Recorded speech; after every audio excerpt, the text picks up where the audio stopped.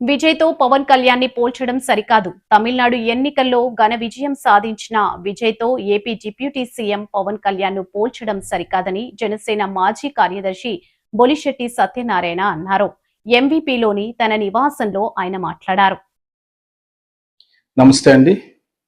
నిన్నటి నుంచి విజయ్ గారు, యాక్టర్ విజయ్ గారు తమిళనాడులో గెలవడం, అక్కడి నుంచి ఆంధ్రప్రదేశ్లో ఈ వైసీపీ పార్టీ కావచ్చు, లేకపోతే కొంతమంది మిగతా వాళ్ళందరూ కూడా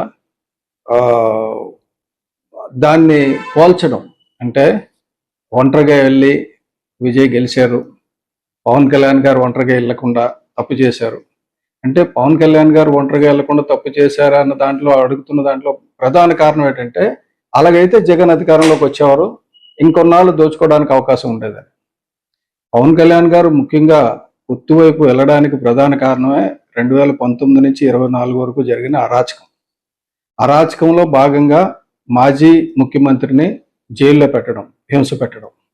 అది చూసిన తర్వాత ముందు లా అండ్ ఆర్డర్ని రక్షించుకోకపోతే మన రాష్ట్రం నష్టపోతుంది, మన రాష్ట్రం వెనక్కిపోతుంది, మన రాష్ట్ర ప్రజల భవిష్యత్తు అధోగతి అవుతుందని చెప్పి తన స్వార్థాన్ని పక్కన పెట్టి ఆయన పొత్తుకు అంగీకరించారు. అంగీకరించడమే కాకుండా పూర్తిగా తగ్గి ఎన్ని ఇస్తే అన్ని సీట్లు తీసుకొని అందరితో కలుపుకొని ముందుకు తీసుకెళ్ళి ఆయన ప్రధాన లక్ష్యం రాష్ట్రాన్ని కాపాడడం, రాష్ట్రంలో ప్రజాస్వామ్యాన్ని తిరిగి పునరుద్ధరించడం.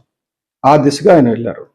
అసలు పవన్ కళ్యాణ్ గారికి హీరో విజయ్ గారికి పోలిక పెట్టకూడదండి. ఎందుకంటే హీరో విజయ్ గారు తను ముఖ్యమంత్రి అవ్వాలి, అధికారంలోకి రావాలనే ఉద్దేశంతో పార్టీ పెట్టి ముందుకు వచ్చారు, అధికారం వస్తుంది. అయితే పవన్ కళ్యాణ్ గారు ప్రజల్లో మార్పు గురించి రావాలి, ప్రజల్లో రాజ్యాంగ హక్కులు పరిరక్షించాలి, పర్యావరణాన్ని పరిరక్షించాలి, ధర్మాన్ని పరిరక్షించాలి, ఇలా రకరకాల ఆలోచనలు ఆయనకు ఉన్నాయి. ఆ 7 బలమైన సిద్ధాంతాలతో పార్టీ పెట్టారు. పెట్టినప్పుడు ఎప్పుడైతే బలమైన సిద్ధాంతాలతో పార్టీ పెడతారో ఆ ఆశయ సాధనకి టైం పడుతుంది. అవకాశం కలిసి రాలేదు. పార్టీ పెట్టగానే ఆయన పోటీ